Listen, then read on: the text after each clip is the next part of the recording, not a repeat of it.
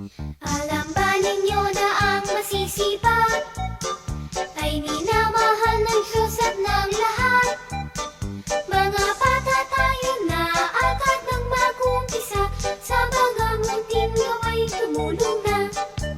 Sa umaga higaan ay ayusin, at mga damit ay iligpit na rin. Pagkatapos maglaro, laruan nyo'y itago, nang si nanay ay masiyahan lalo. At sa pagdating ni tatay sa bahay, ang kanyang tsinelas ating ibigay. Kahit na konti lang bisa,